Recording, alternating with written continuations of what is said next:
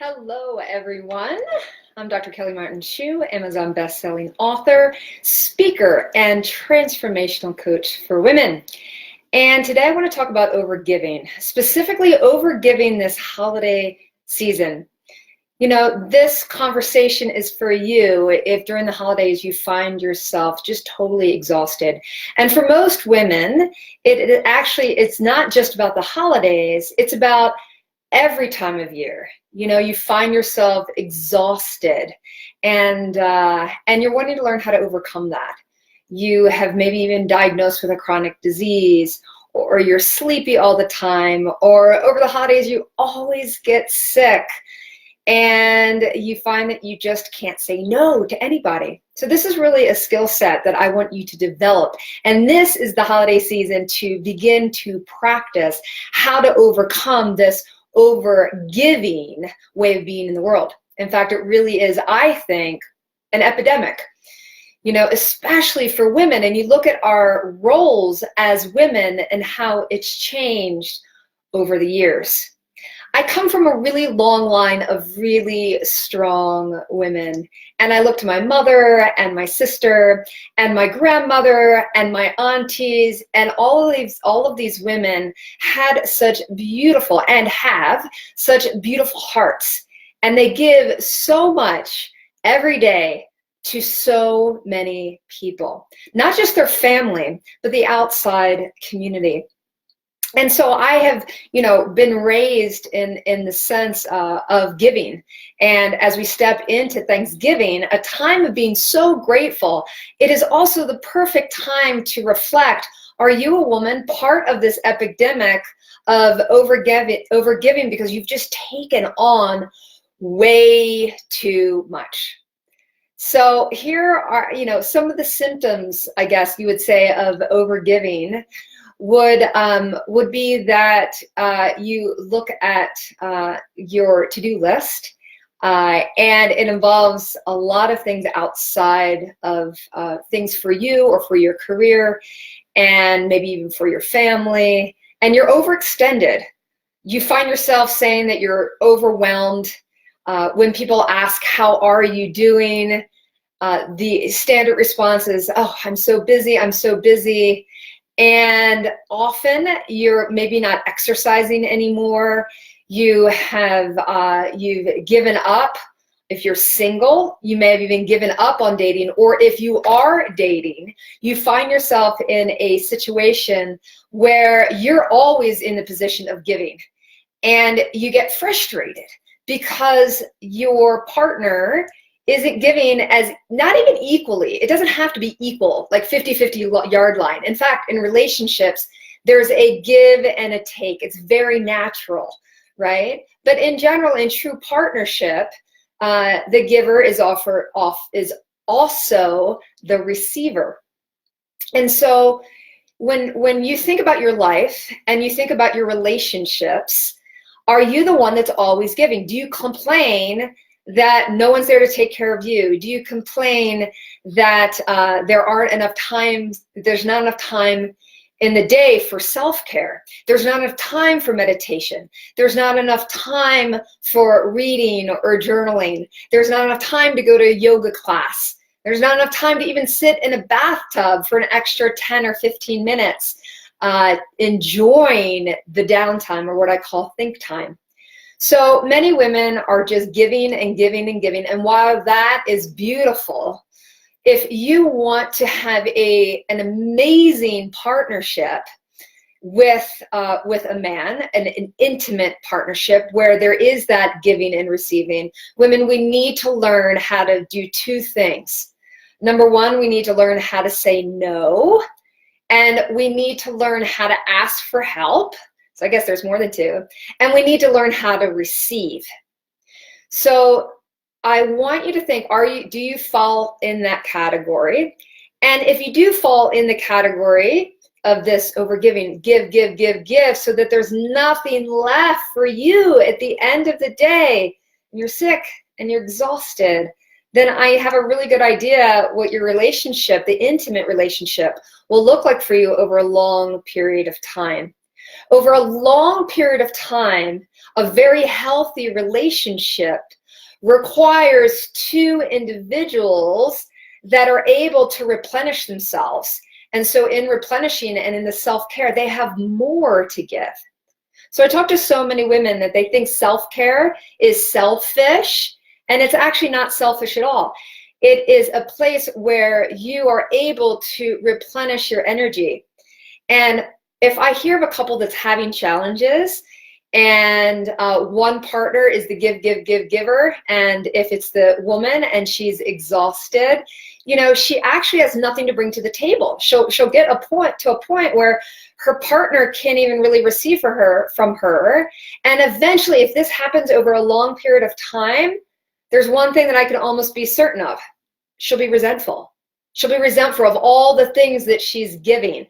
And then we begin to give from a place that's not really where we want to give from, which is from this beautiful open heart, from this place of being overfilled with energy to give. It comes from a place of scarcity. And giving from scarcity turns into resentment. And giving from scarcity comes from a place of even sometimes that place of victimhood, of women will start to identify as a victim in this. And really, they're the ones in control of their lives. And so as we enter into this holiday season, and you want more vibrant, healthy partnership, you want to be able to refill your cup. You want to be able to take the time for yourself. So at the end of the day, you have more to give. The healthiest, most vibrant relationships are ones where two individuals come with a high amount of energy and passion. And so if you have one partner that's here with a lot of energy and a lot to give, and the other one that's down here, you can, you might be able to make it work. You kind of find that place. But if you have two depleted individuals, it's really going to be hard to move through the world. And so what I recommend a lot of women do is start to say no. And I know that is a dirty word for so many women. No. Can you do this? No, I'm sorry, I can't. I need to go to my yoga class. I'm sorry, I can't. I've got to take care of my family. I'm sorry, I can't. I have whatever it is that refills your cup. So learn to say no. And as we enter, Thanksgiving, we want to obviously be grateful these amazing things in our lives.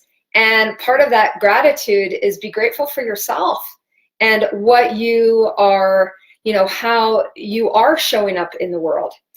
I find that so many women that are overgivers, and they really, if you think about it, what is the one thing? I want you to think about maybe some overgivers in your life. Maybe it's your mom. Maybe it's your grandmother. Maybe it's your best friend. Maybe it's you. Doesn't matter who it is. But think of several overgivers and I want you to think about, what do they have in common? So I was pondering this today. What do overgivers have in common? And I began to think about some of the overgivers in my life. And what I will say is many, they want to give, and they're giving so much because they don't feel worthy of love. They don't feel worthy of receiving. And so in many ways, they're overgiving. And the way that it's serving them is they feel that it's the only way that they can make themselves worthwhile. If I can just give a little bit more and prove that I'm enough, then maybe I'll be loved. And so it comes from that place, once again, as I said, often of scarcity, as if there's not enough to love by you just being you and not having to do everything for everybody. So let's look at this holiday season and let's talk about gift giving, for example. I grew up in a family, I remember I had an aunt and uncle and cousins, and in their family, they gave so much. Like the toys were astronomical. And not to say there was a lot of toys in our home also, but it was like it was like overboard. It was like over the top and crazy. And I really look at this particular aunt and I think, wow, you know, it's just too much. Like, do you really need to show your children that you love them by quantity? And now that I look back and I go, wow, maybe she was giving because she was trying to prove her love, prove her worthiness as a mother. And I'm actually not in contact. I haven't followed this aunt for a long time. She's not somebody close in my family. But I really think back and wonder, is she a woman that considers herself worthy of love, worthy of her children's love? And was her gift giving? We know that the spark of it was coming from a place of probably truly giving, but it was almost like something she had developed to prove her worth, to prove her love, to prove that she was lovable. So gift giving, let's make it simple this year, right? It's not about the amount that you spend. You don't need to prove that you love somebody through gift giving. You know, you don't need to prove your worth. And so I challenge you. In fact, I remember a couple of years ago, challenging one of my clients. And for her, the holidays, she was really struggling. She was struggling financially. And she was a single mom. And she too, we worked on her self-esteem and her self-confidence. And one of the things that we realized is that during Christmas, she would go overboard. Because she was a single mom, she felt like she had to give more. And so she would end up buying even like tons of things that she knew that probably over time, like her boy wasn't even going to be playing with these things, but it was about the volume. And so I challenged her, what would it look like, instead of over giving just things, what would it look like to give really quality? What would it look like to give more, maybe more time? What would it look like to be really thoughtful in total simplicity? And one of the things she did, which she had so much fun with, is she went to I think she went to the dollar store, and she put a budget on herself and got some things that she could wrap up individually, because again, she loved the quantity. She loved watching her little boy open up more presents on Christmas Day. And so anyway, that was one of the things we did, is we challenged her, if she did like just watching the volume, the quantity, that it made sense for her. It wasn't going to break the bank, that she knew that her son loved her and that she didn't need to prove her love to her son through just a ton of things. So she really simplified, she budgeted. And I also love the do-it-yourself model, where you actually make gifts, you know, and allow yourself, sometimes gift giving, especially if you're making a gift yourself, is that downtime in the creation process, that it can be so enjoyable. It can be so relaxing. This past summer, my sister had a birthday, and I had so much fun crafting a mala bead necklace for her. And so with each bead, I was praying and just bringing that mindfulness. And so this is a great example of me taking care of myself, in the sense that in making it, it was a meditative process, a form of self-care. And so it gave me my downtime. And then it also was, I was able to give a gift that meant a lot, and it didn't cost a whole lot. So I really want you to reframe. We are thrown, here we are in November, and we're already, my daughter included, walking around with like the Santa hat, and already thinking of Christmas Eve, and depending on what holiday you might celebrate, Kwanzaa, you might celebrate not the Passover, you might celebrate a Jewish holiday, but it's more about your presence And so really reel it in. What are you going to commit to so that you actually are refilling your own cup so that you have a place to give? There's actually something to give as opposed to overgiving and finding yourself in that place of resentment. I'm sure you have been on the receiving end of someone giving something or their time to you, and they're spent and there's nothing left to give, and you feel that essence of resentment, and it really takes away from the gift. And when we find ourselves in that place of overgiving, that resentment, it really hardens us, and we become victims to our own giving.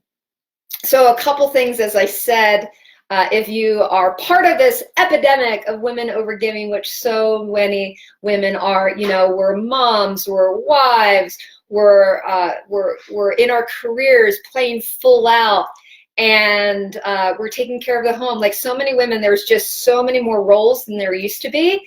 And so it's a delicate time in humanity as women are, especially strong, successful women. We're trying to find our place, and we want thriving relationships, and we're trying to be everything to everybody. And we watch ourselves like almost like clockwork.